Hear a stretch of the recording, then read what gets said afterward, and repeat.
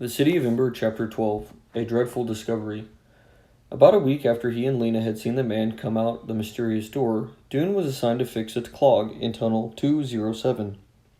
It turned out to be easy. He undid the pipe, rammed a long thin brush down it, and a jet of water spurted into his face. Once he put the pipe back together, he had nothing else to do, so he decided to go out to Tunnel 351 and take another look at the locked door. It was strange. He thought that no announcement about a way out of Ember had come. Maybe that door had not been what they thought it was. So he set out for the south end of the pipeworks. When he came to the roped-off passage in Tunnel 351, he ducked in and walked along through the dark, feeling his way. He was pretty sure the door would be locked as usual. His mind was on other things. He was thinking of his green worm, which had been behaving oddly, refusing to eat and hanging from the side of its box with its chin tucked in. And he was thinking about Lena, whom he hadn't seen for several days. He wondered where she was. When he came to the door, he reached absently for the doorknob, and what he felt startled him so much that he snatched his hand back as if he'd been stung. He felt again carefully. There was a key in the lock. For a long moment, Dune stood as still as a statue. Then he took hold of the doorknob and turned it. Very slowly he pushed on the door. It swung inward without a sound. He opened it only a few inches, just enough to peer around the edge. What he saw made him gasp. There was no road, no passage, no stairway behind the door. There was a brightly lit room, whose size he could not guess at because it was so crowded with things.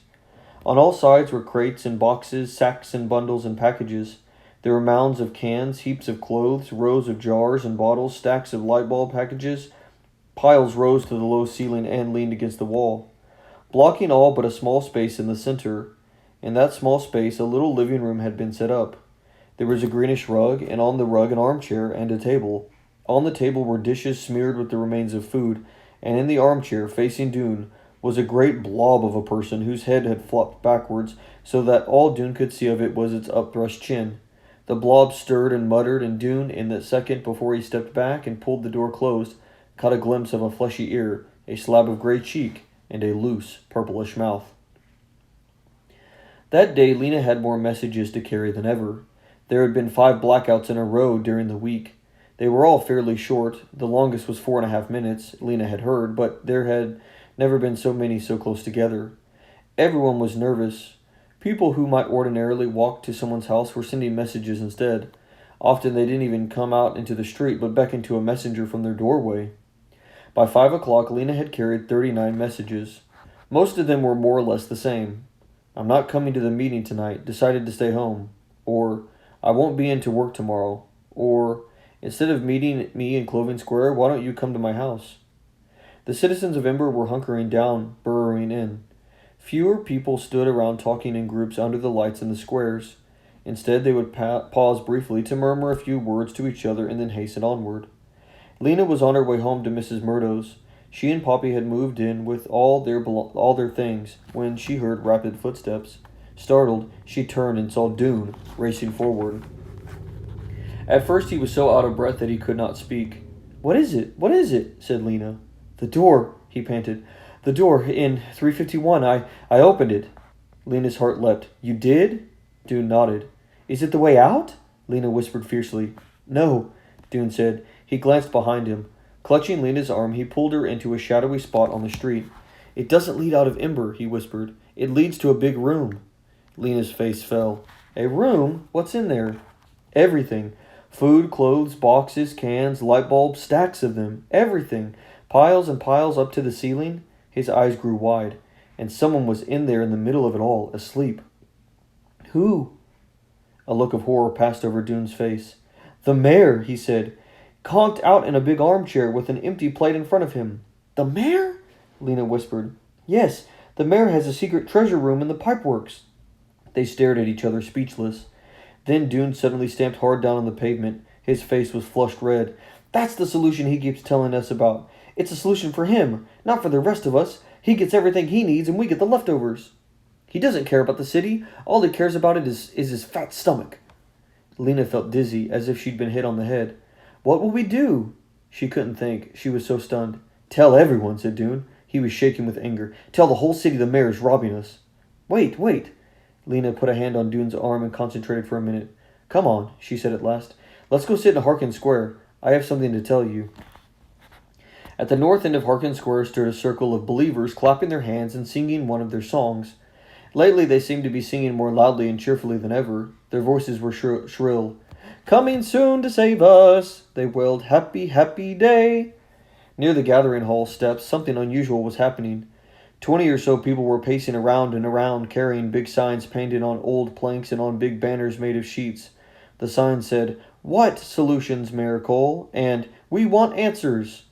Every now and then the demonstrators would yell these slogans out loud. Lena wondered if the mayor was paying attention at all.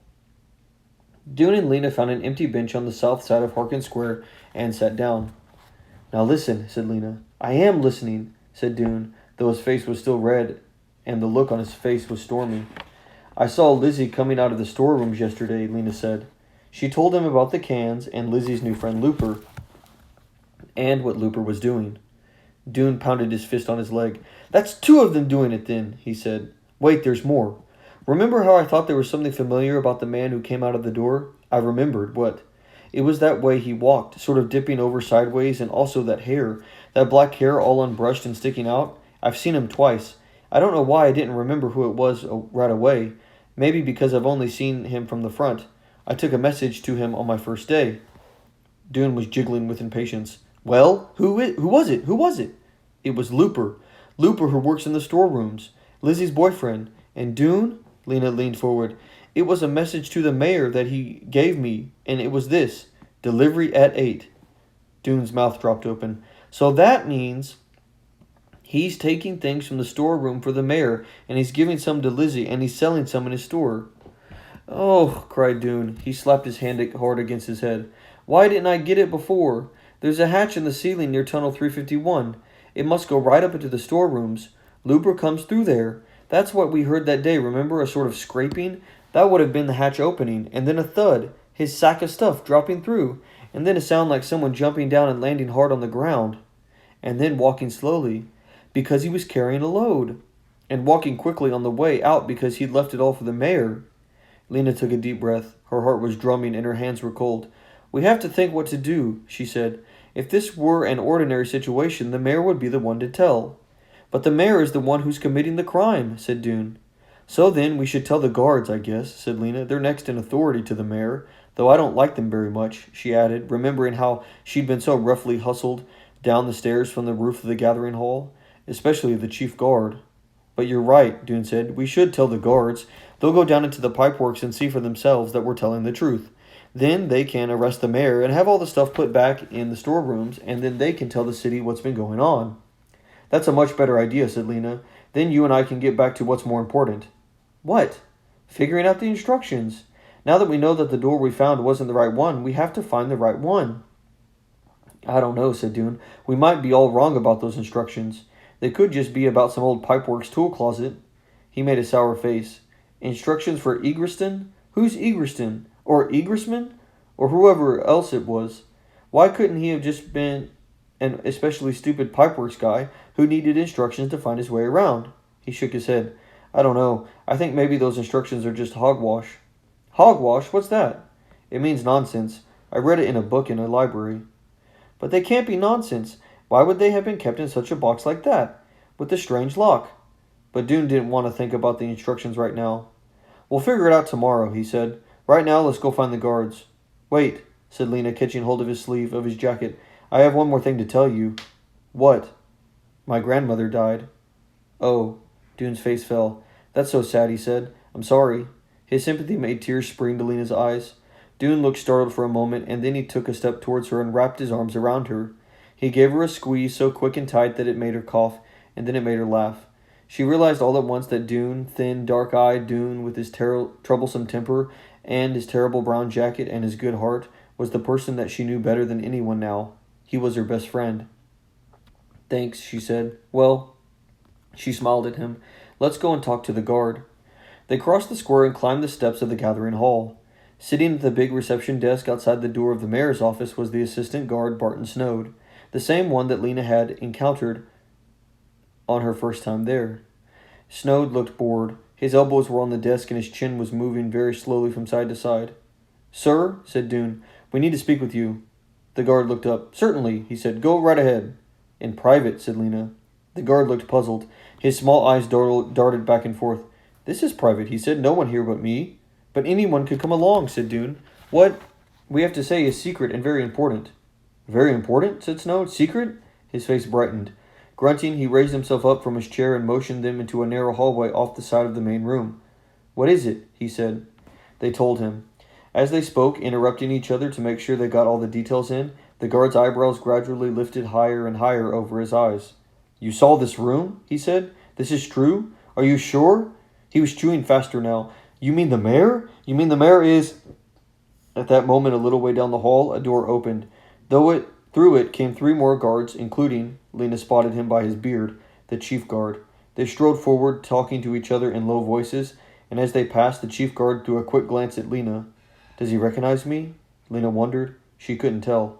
Barton Snow finished his sentence in a husky whisper. "You mean the mayor is stealing?" "That's right," said Dune. "We thought that you should be informed because who else can arrest the mayor? And once you've done that, the guards can put all the things that he's stolen back where they came from. And then tell the city that a new mayor has to be found," added Lena. Barton Snow leaned heavily against the wall and rubbed a hand over his chin. He seemed to be thinking. "Something must be done," he said. "That is shocking, shocking." He started back towards his desk, and Dune and Lena followed. "I will make a note," he said, taking a pencil from his desk drawer. Lena watched as he wrote slowly on a scrap of paper. "Mayor stealing secret room." When he finished, he let out a satisfied breath. "Very good," he said. "Action will be taken, and you may be sure. Some sort of action, quite soon." "Good," said Dune. "Thank you," said Lena, and they turned to leave. The three guards were standing by the main door of the gathering hall as Dune and Lena went out. The chief guard moved aside to make way for them, and, as they went through the door and out into the wide front steps, Lena glanced over her shoulder. Before the door swung closed, she saw the chief guard striding toward the reception desk, where Barton Snow was standing up, leaning forward, his eyes shining with important news.